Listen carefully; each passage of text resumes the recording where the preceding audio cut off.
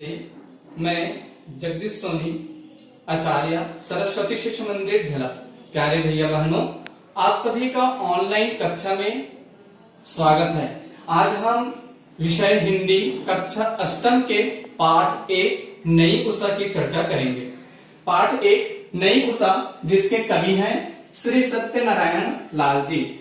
प्यारे बच्चों, सबसे पहले हम आज पाठ का वाचन देखेंगे। कविता जो कि आजादी के विषय में बताई गई है और हम सबको एक प्रेरणा देती है, इस विषय पर हम वाचन करेंगे।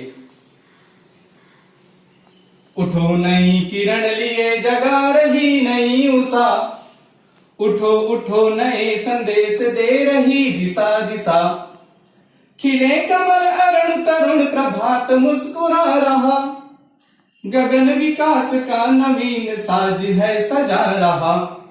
उठो चलो बढ़ो समीर शंख है बजा रहा, भविष्य सामने खड़ा प्रशस्त पथ बना रहा। उठो किसी स्वेद से करो धरा को उर्वरा, कि सस्य श्यामला सदा बनी रहे वसुंधरा। अभय चरण बढ़े समान फूल और सूल पर, कि हो समान स्नेह स्वर्ण राशि और धूल पर। सुकर्म ज्ञान ज्योति से स्वदेश जगमगा उठे, कि स्वाश्रयी समाज हो कि प्राण प्राण गा उठे।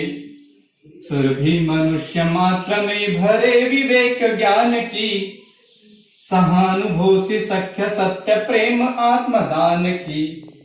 प्रवाह स्नेह का प्रत्येक प्राण में पला करे, प्रदीप ज्ञान का प्रत्येक गेह में जला करे।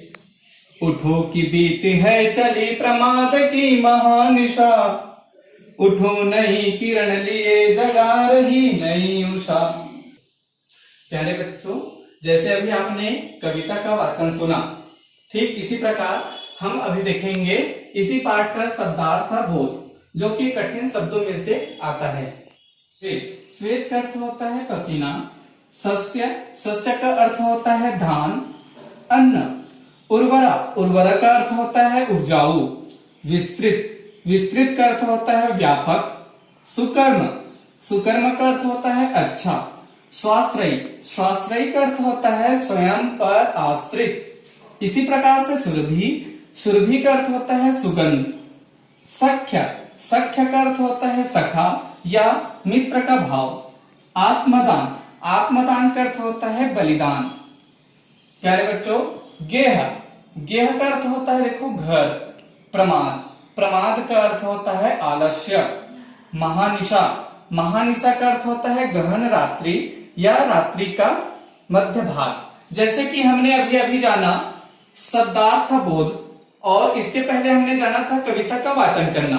तो कविता वाचन और शब्दार्थ बोध हमें बार बार अभ्यास करने की आवश्यकता है। उसके पश्चात हम देखते हैं हमारे पाठ्य पुस्तक में जो कविता है, और इसी कविता के आधार पर हम इनकी व्याख्या करना भी सीखेंगे।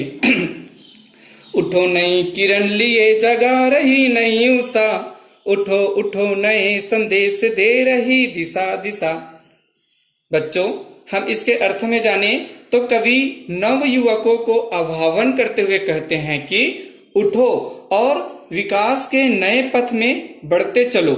सुबह की नई किरण नए संदेश लेकर सभी दिशाओं को आलोकित कर रही है। खिले कमल अरुण तरुण प्रभात मुस्कुरा रहा, गगन विकास का नवीन साज है सजा रहा। इसका अर्थ होता है कि कमल खिल चुके हैं और एक नया सवेरा मुस्कुराते हुए हम सबका स्वागत कर रहा है। गगन विकास का नवीन साज है सजा रहा, अर्थात यह जो आसमान है वह विकास के नए साज को सजा रहा है। उठो चलो बढ़ो समीर शंख है बजा रहा, भविष्य सामने खड़ा प्रशस्त पथ बना रहा। कवि कहते हैं कि हे नवयुवक, उठो और बढ़ते चलो।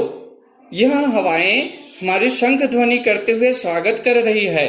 हमारा भविष्य सामने खड़ा होकर के हमारा मार्ग प्रदर्शित कर रहा है।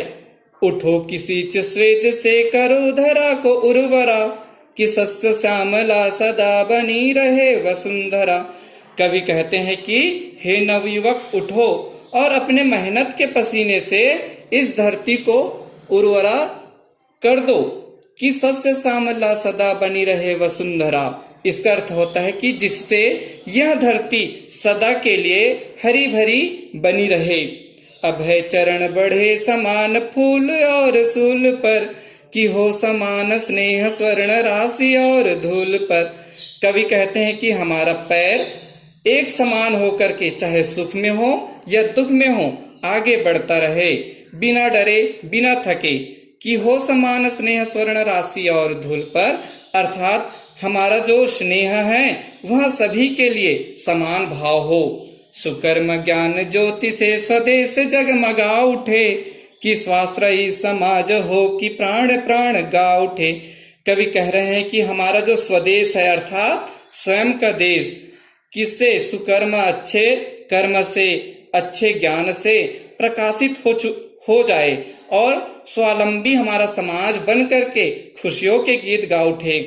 सुरभि मनुष्य मात्र में भरे विवेक ज्ञान की, सहानुभूति सख्य सत्य प्रेम आत्मदान की। अर्थात मनुष्यों में विवेक की जागृति हो, सहानुभूति सख्य सत्य प्रेम और आत्मदान के भाव जागृत हो। प्यारे बच्चों, अगला पृष्ठ में हम देखेंगे प्रवाह स्नेह का प्रत्येक प्राण में पला करे, प्रदीप ज्ञान का प्रत्येक गेह में जला करे। कवि कह रहे हैं कि प्रत्येक के हृदय में प्रत्येक के प्राण में स्नेह का भाव जागृत हो, ज्ञान की किरणें जल उठी हो। उठो कि बीत है चली प्रमाद की महानिशा, उठो नई किरण लिए जगा रही नई उषा। कवि कह रहे हैं कि हे नवयुवक उठो, और यह आलस्य की महारात्रि बीत चुकी है। अब उठो, यह नया सवेरा हम सबको एक नई उषा के साथ जागृत कर रही है, जगा रही है। इस प्रकार से हमने जाना पाठ्य के माध्यम से व्याख्या और शब्दार्थ, साथ ही साथ कविता का स्वर वाचन करना। आशा और उम्मीद करता हूँ कुछ शब्द में जो त्रुटि हुई होगी उसको आप बार बार सुनिए, बार बार अभ्यास कीजिए, पढ़िए, तो हमें जो कविता का बोध है वो स्पष्ट रूप से और समझ में आएगा। प्यारे बच्चों, इसी उम्मीद के साथ आप इस नई उषा पाठ 1 का सतत अभ्यास करते चलेंगे। जी धन्यवाद।